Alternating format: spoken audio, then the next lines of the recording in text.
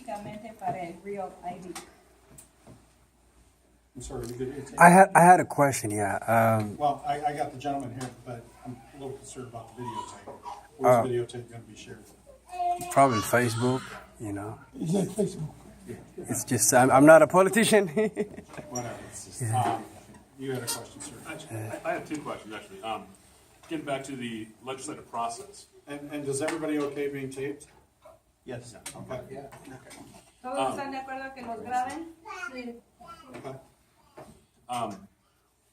You said you're working as a compromise with the House bill.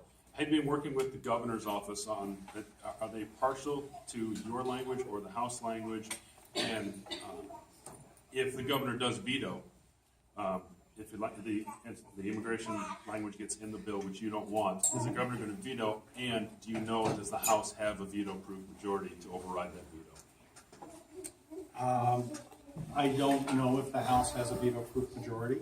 I've been trying to reach out to the governor's office for about 3 weeks, and we've exchanged a couple of voicemails, but they have not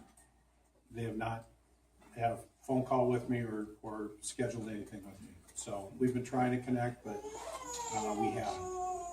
Y la pregunta fue si el gobernador podría vetar esta propuesta y dice que no ha escuchado de parte del gobernador, que lleva 3 semanas tratando de se comunicar, han intercambiado correos electrónicos, pero no tiene una respuesta de parte del gobernador. A quick follow-up. Under section 21 there, this privacy issue is very important to some other constituents you have.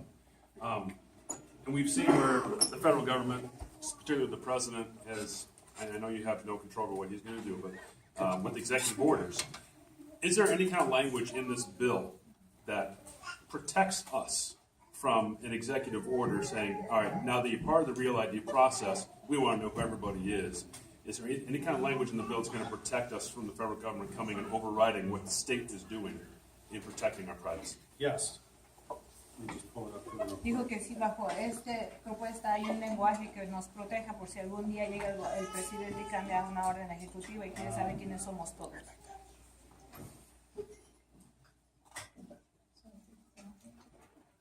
So section 20 of the bill, before you get to section 21, states that the department can't share any data on non-compliant licenses that it's not already sharing today. And let me just find the section here. And that the commissioner is prohibited from implementing any changes and must notify the legislature and the Legislative Commission on Data Practices and Personal Data Privacy regarding any federal pending or completed changes. Si tienes una licencia o una ID que dice que no cumpliste, ni la organización ni los comisionados lo pueden cambiar, tienen que notificar al gobierno federal antes de hacer los cambios. So again, what's in place at the point in time we pass this bill, from a privacy standpoint, is in place after we implement. O sea que la privacidad que está ahorita, cuando pase la propuesta, se queda igual, en base a privacidad. You had a question, sir? I had a question. My question is, there are a lot of American children who have parents who are undocumented. Mm-hmm. I know the immigration thing is a big mess, mm-hmm. but sometimes it's easier to start somewhere. Mm-hmm.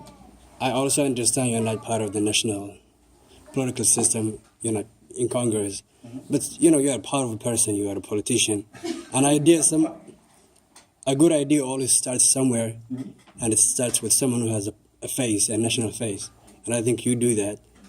Would you be okay with the idea of giving legal residence to parents of American children? You know, if I'm 18, I can petition for my parents, mm-hmm. but a child can't do that. Mm-hmm. So in a sense, that is a discrimination, you know. And the child needs the most help. The child needs his mom and dad. It's a good thing. It's good for America.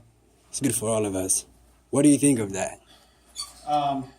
In all honesty, I haven't looked at that issue very deeply, and it's outside of the scope of what I'm trying to do here.